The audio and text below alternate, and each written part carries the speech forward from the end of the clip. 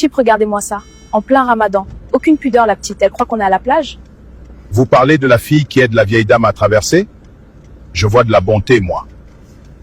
Je parle de son jean serré et irrespectueux pour les jeûneurs. Moi, je me couvre, je respecte le mois sacré. Vous respectez le mois ou vous respectez les regards des gens pendant le mois? C'est pareil. Le jilbab, c'est la base pendant ramadan. Après l'Aïd, on verra, mais là, faut être carré. Donc le jilbab, c'est votre uniforme de saison? Comme le maillot de bain pour l'été? Vous insinuez quoi? Que je suis une hypocrite? Je fais un effort, c'est déjà ça. L'effort est noble s'il est pour Allah le sublime. S'il est pour dire « Regardez, je suis saint », c'est du théâtre. Au moins, je m'affiche pas comme elle. Je cache mes formes. Allah est content de moi là maintenant. Allah, Seigneur de l'univers, est content de la sincérité. Si le 2 Shawwal se voile finit en boule sous le lit, à quoi a-t-il servi? Il a servi à respecter l'ambiance. On ne peut pas être parfaite toute l'année. Faut souffler un peu. On ne prend pas de vacances avec la mort, ma fille. L'ange de la mort ne regarde pas le calendrier. Il y a un dicton des salafs, sois un serviteur du Seigneur, pas un serviteur du Ramadan. C'est philosophique votre truc. Moi, je suis pragmatique. Je couvre, je prie, je jeûne. Je suis clean. Si vous adorez le Ramadan, il part dans 23 jours. Si vous adorez Allah, il est vivant et ne meurt pas. Je sais tout ça. Mais pourquoi vous me tombez dessus? Je suis voilée là, non? C'est votre cœur qui est nu. Vous portez le voile de la piété sur la tête, mais le voile de l'orgueil sur le cœur. L'orgueil? Je suis juste réaliste sur la décadence dehors.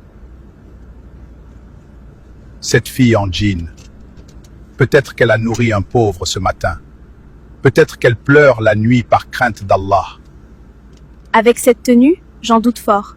L'habit fait le moine, tonton. Un péché qui t'humilie devant Allah le majestueux vaut mieux qu'une bonne action qui te rend orgueilleux. Ibnata Allah. Donc elle est mieux que moi? C'est ça que vous dites? Je dis que le pharisien qui se croit sauvé est plus proche de l'enfer que le pécheur qui demande pardon. C'est le monde à l'envers, votre taxi. Imaginez un pompier qui met l'uniforme juste pour la parade du 14 juillet, mais qui refuse d'éteindre le feu le reste de l'année.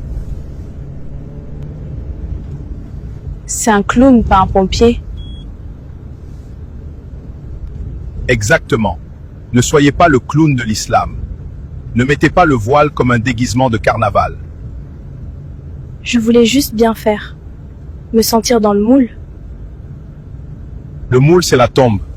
Et là-bas, il n'y a personne pour liker votre tenue. Juste vos actes. J'ai peut-être trop jugé la fille. C'est vrai. Gardez ce voile. Il vous va bien, il vous protège. Mais gardez-le pour lui, pas pour le moi. Et si j'arrive pas à le garder après l'Aïd? J'ai peur du regard des autres. Oh ma fille, craignez le regard du Créateur, et le regard des créatures deviendra insignifiant. C'est ça la liberté. Merci. Vous m'avez cassé, mais j'avais besoin de ça. Ce n'est pas moi, c'est la vérité qui pique. Qu'Allah illumine votre année entière. Amin barakallahu fikoum, tonton. Je ne jugerai plus. Promis.